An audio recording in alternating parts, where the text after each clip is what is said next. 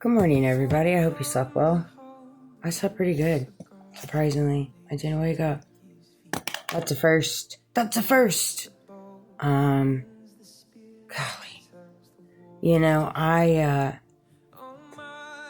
I think it's great that TP USA, Turning Point, came out and said those text messages were theirs. Accountability. There definitely was some diverting and some deflection that happened there, but the fact that they came out and said the truth, I can appreciate that. Straight up. I think the page is on the brink of a turn. So often enough, people just do not want to take accountability. That's the first, and they'll run from that all day, every day, their entire life, and then they'll wonder why they are the way that they are. It's crazy to me, but that's a them thing, not a you thing. And I think it's comical how much XYZ controls us, and we'll just say XYZ, you fill in the blanks. I love what Candace said. Every time we talk about Israel, just say TikTok. Because XYZ controls TikTok. So that's what I'm going to start doing. So when I refer to TikTok, we'll all know what I'm talking about. Because that's all entangled in this whole madness too. When it comes to me. Because it's all underground. It's underground networks, it's underground cults, it's underground religious groups, it's underground companies, it's underground money laundering, it's underground offshore accounts, it's underground, it's all of it. It's all of it. This plus this plus this plus this equals this plus this plus this. It straight is. I understand that. I know it's big. I know it's very much deep state. Very powerful people. I knew that. I knew that when I worked there. Why do you think I was so freaking suffocated the 8.5 years I was there, and why I knew how difficult it was going to be for me to get away? How much? I knew. I know how they operate. I didn't want to face it. I didn't want to see. I knew, but, it's like I know, but I know no. I don't know, but I know no. And that's how it was always. Because it was like, they live two double lives. They live one in front of your face, and then they live one behind your face. And that's just the type of people they are. That's just how they operate. And it's the truth. It's the truth. That's not a belief. It is the truth. And so they know that. I know that. And, well, I'm still alive to tell my side of the story. And so here we are. The only way to get ahead of a problem is to meet it and say something to it head on. Okay. The only way to get ahead of a problem is to meet it, say something to it, and get to the other side of it, work through it, right? However, when you have a problem and you tell people that you got a problem over and over and over and over and over again, and they do nothing, well, there lies your answer. They are a part of the problem, especially in the work world. I had to face that too. It was a hard truth, but I did. I gave them ample amount of opportunity to try to help me, to try to do the right thing. I asked for help tremendously all the time to hire me some help, some good help. Some help that I could train, some help that I could hold accountable, some help that wasn't working against me, some help that wasn't the most Jezebel demonic spirit I've ever met in my life outside of other people. All right? That kind of help. Not a help that babysat your kids, a friend of a friend of a friend of a friend. Not that kind of help. All right? A true trained property manager help.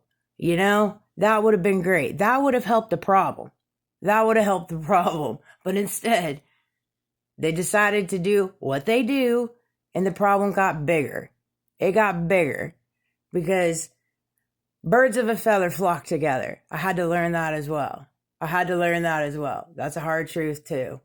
It just is. And they can say what they want on the back end, and I'm going to say what I want on the front end.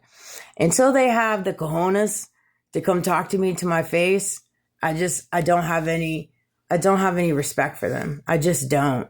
I'm sorry, but I don't. I forgive them, and I'm blessed for all the healing and the things that I have learned so graciously from them, but I do not have respect for them. I have no respect for a man that belittles and talks down and mentally, physically, emotionally mistreats women. And we have men all over this world doing that. We have it on the front stage. We have it on the tippity top. We have it in the work atmospheres. We have it on the roads. We have it in the law enforcement. We have it everywhere. There was a local cop here that was arrested in my Bay County, which is right next to me, for child abuse. I mean, it's all embedded. And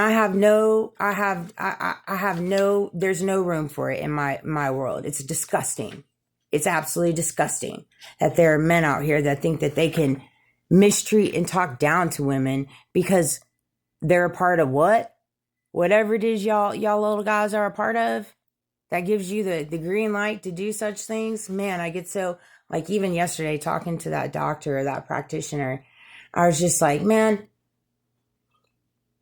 I told him, I was like, you have no idea what I go through every day, the life that I have to live, where I live, and what I go through. So while you're standing up there like this, being judgmental, so there's that portion of it. And then I also said, every time I've went to the doctors the last 2-3 years, I've been met with deception, deceit, walking out feeling less than what I actually was feeling before I went in there. Nothing they do helps me. If anything, it makes me worse. And nobody can meet me with truth or answers. Nobody's actually trying to help me. So yeah, I don't feel great when I go to the doctors. And he was just so rude. He was rude. He was condescending. He was mean, and he was abrasive.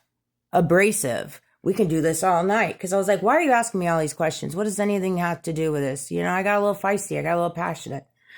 And, he said, we can do this all night. I said, what other questions you got for me? Like, how dare you?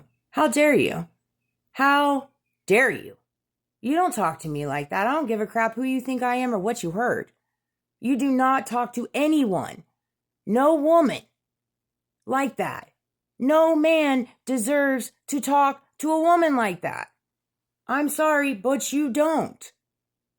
We've got to get to the other side. Jesus and God would never talk to women the way that I've been talked to. And I'm not just talking about to me. I'm talking about across the board.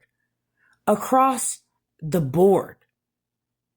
Across the board. I see it in the work atmospheres, just like the same conversation I had with my boss that infamous day, that 5-hour conversation.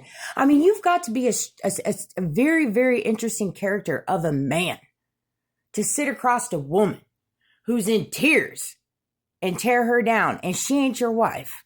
She ain't your wife. She ain't your daughter. She ain't your girlfriend. She's your patient. She is your patient and she is your employee. And you get enjoyment out of seeing that. What kind of man are you? I said prayers for your wives. And again, I'm not saying it's all men, because it dang sure isn't. I got a lot of women haters out there too, or ops or whatever. But it really bothers me when it comes to men, because I get it with the women. I'm used to the women department. Women don't like me. All right. I'm well aware of that. For some reason, they don't like me. They haven't really liked me. And well, I've got to the other side of it. It sucks. It's not my favorite, but it is what it is. Women are, catty. I expect it out of women. Let me just say that. I expect that kind of behavior out of women. I expected it. Out of men, I do not. I thought they were better. And so this kind of took a little, but if you have a problem and you go to someone and you ask them for help or try to figure out the problem, get to the other side, and they just choose to ignore it, you got to figure out what you can do to change your circumstances, because you're in the wrong business, you're in the wrong relationship, you're in the wrong whatever friend group, you fill in the blanks. If you have a problem and you're met with just straight ignoring or ignorance or belittling, you got to look at the other side of that coin. I know I had to too. It was hard, but I love you guys. Have a great day. Happy hump.